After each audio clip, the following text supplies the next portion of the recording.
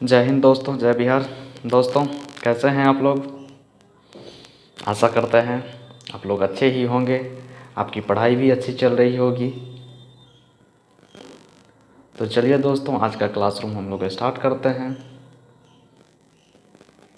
तो दोस्तों, पिछली कक्षा में हम लोगों ने पढ़ा था विश्व की पहली सभ्यता मेसोपोटामिया की सभ्यता थी। इस सभ्यता को हम लोग सुमेरियन सभ्यता भी कहते हैं।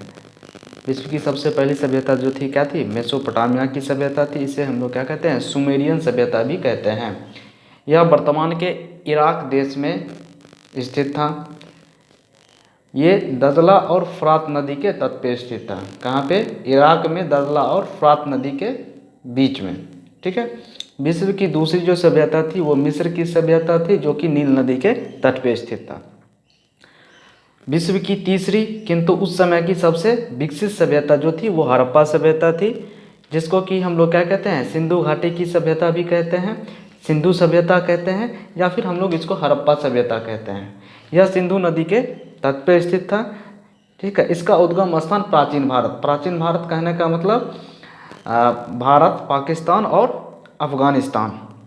ठीक है। तो उसके बाद हम लोगों ने और भी पढ़ा था कि हड़प्पा सभ्यता के काल निर्धारण के क्षेत्र में तो क्या था वहाँ, मतलब एक मिनट। हड़प्पा सभ्यता के काल निर्धारण के विषय में विद्वानों के बीच आज भी मतभेद बना हुआ है। जॉन मार्शल के अनुसार यह सभ्यता जो थी कितना 3250 बीसी से 1750 बीसी के बीच था। ऑर्नेस्ट मैके के अनुसार यह सभ्यता जो थी क्या था 2800 बीसी से 2500 बीसी के बीच था। मधव स्वरूप वत्स के अनुसार 1700 बीसी से 2500 बीसी के बीच था। सीजे गाइड के अनुसार 2350 बीसी से 1700 बीसी के बीच था। मार्टिमर हविलर के अनुसार यह 2500 बीसी से 1700 बीसी के बीच था। फेयर सर्विस के अनुसार यह 2000 बीसी से लेकर के 1500 बीसी के बीच था। ठीक है। लेकिन सबसे सार्वजनिक सबसे जो मान्य काल है वो क्या है? 2500 बीसी से 1750 बीसी है। ठीक है। तो उसके बाद फिर वैज्ञानिक मतलब जो हम लोग का टेक्नोलॉजी विकसित हुआ तो हम लोगों ने C14 पद्धति के अनुसार जब हम लोग इसका विश्लेषण किए तो उसके अनुसार जो था यह सभ्यता जो थी वो 2350 बीसी से लेकर के 1750 बीसी के बीच में थी।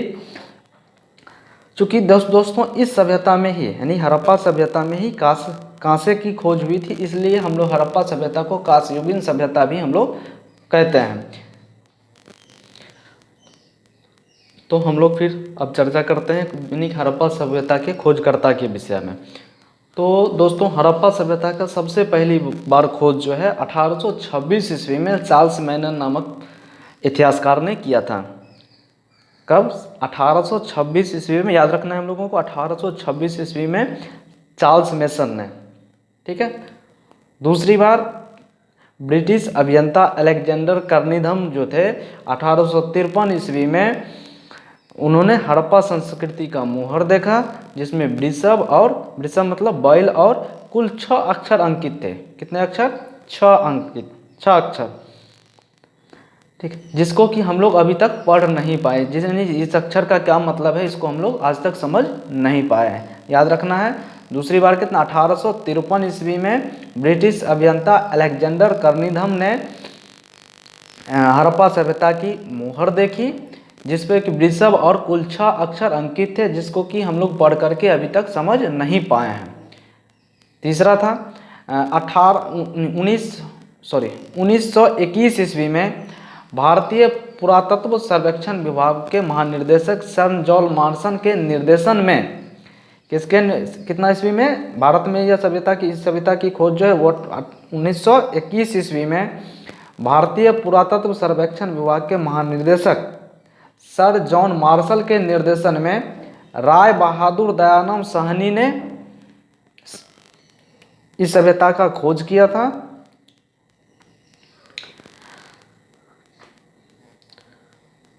तो खोजकर्ता के विषय में हम लोग एक बार फिर से देख लेते हैं। इसको याद रखना है हम लोगों को।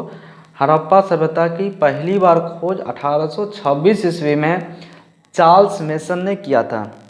दूसरा बार ब्रिटिश अभियंता अलेक्जेंडर कर्निघन कब? 1853 ईस्वी में हड़प्पा सभ्यता का उन्होंने मुहर देखा। इस मुहर पे वृषभ और कुल 6 अक्षर लिखा हुआ था, जिसको कि हम लोग आज तक पढ़ करके समझ नहीं सके हैं।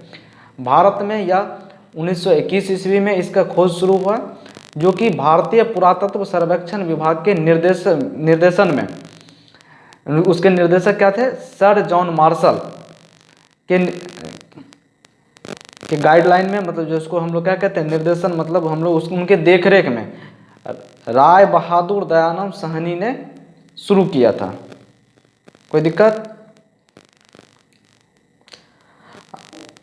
तो अब हम लोग आते हैं कि हड़प्पा सभ्यता जो है वो कहाँ पे फैली हुई थी। हड़प्पा सभ्यता वर्तमान समय में, पुराने ज़माने में वो प्राचीन भारत कहने का मतलब क्या था, भारत, पाकिस्तान और अफगानिस्तान, यानी पुराने ज़माने में क्या थे, भारत, पाकिस्तान और अफगानिस्तान पूरा एक ही था। उसको हम लोग क्या कहते थे, भारत के नाम से ही जानते थे।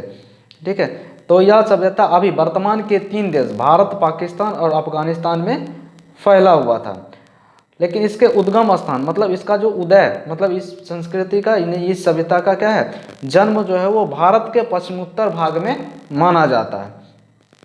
भारत में यह सभ्यता जम्मू कश्मीर, याद रखना है, भारत में यह सभ्यता जम्मू कश्मीर, पंजाब, हरियाणा, उत्तर प्रदेश, राजस्थान, गुजरात और महाराष्ट्र, कहाँ भारत में, याद रखना है, फिर से देख लेते हैं हम लोग, जम्मू कश्मीर, पंजाब, हरियाणा, उत्तर प्रदेश, राजस्थान, गुजरात, महाराष्ट्र। ठीक है, किन्हीं को कोई दिक्कत? फिर पाकिस्तान में हम लोग देखते हैं, पाकिस्तान के सिंध, पंजाब और बलूचिस्तान। ठीक है, पाकिस्तान के पंजाब, सिंध और बलूचिस्तान में यह सभ्यता फैली हुई थी। अफगानिस्तान के मुंडीगाक और सुरतगोई। ठीक है, कोई दिक्कत? तो दोस्तों अब हम लोग हड़प्पा सभ्यता की चौहद्दी पे चर्चा हम लोग कर लेते हैं। यह उत्तर में या मांडा कहाँ पे, अभी हम लोग के जम्मू कश्मीर में है, यानी कि जम्मू कश्मीर के मांडा नामक जगह, यानी कि ये, और किस नदी के किनारे, चिनाब नदी के किनारे।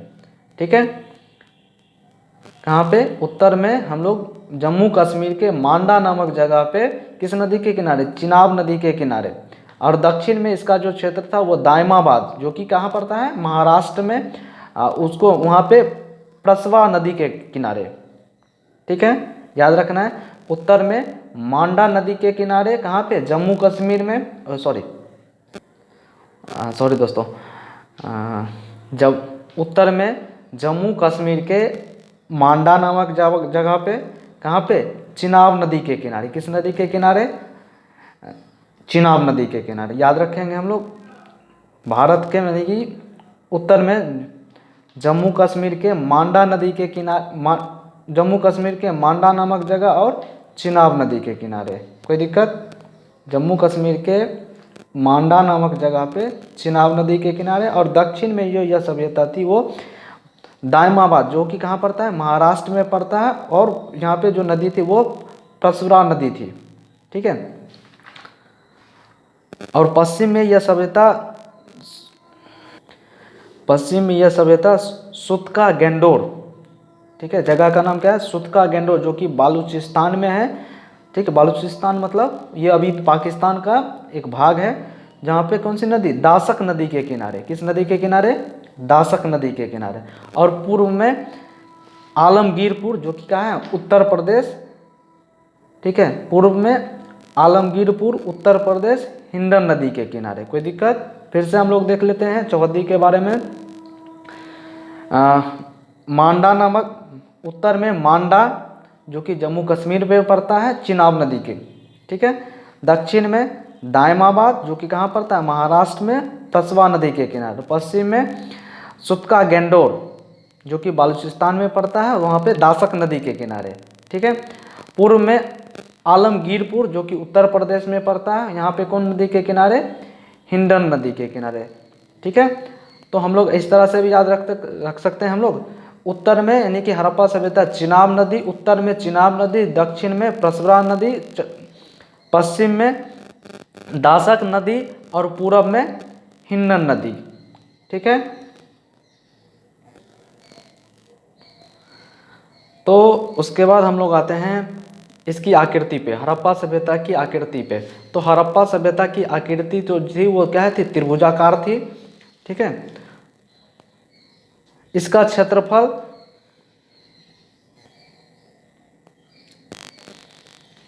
इसका जो क्षेत्रफल था दोस्तों वो 12,99,600 वर्ग किलोमीटर में फैला हुआ था। कितना, 12,99,600 वर्ग किलोमीटर में फैला हुआ था, जो कि वर्तमान यानी कि अभी का जो पाकिस्तान का क्षेत्रफल है उससे बड़ा था। ठीक है, कोई दिक्कत, याद रखना 12,99,600 वर्ग किलोमीटर, जो कि वर्तमान पाकिस्तान के क्षेत्रफल से बड़ा था। ठीक है, क्षेत्रफल की दृष्टि से यानी कि क्षेत्रफल के आधार पर यह प्राचीन यानी कि मिस्र की सभ्यता और मेसोपोटामिया की सभ्यता से भी बड़ा था। ठीक है, तो दोस्तों आज के क्लास में इतना ही। कल हम लोग फिर इससे आगे हम लोग पढ़ेंगे। ठीक है, और आप लोग जो भी पढ़ाई होती है उसको आप लोग रिवीजन करते चलें, उसको याद करते रहें। ठीक है, तब तक के लिए फिर कल के क्लास में मिलते हैं। जय हिंद।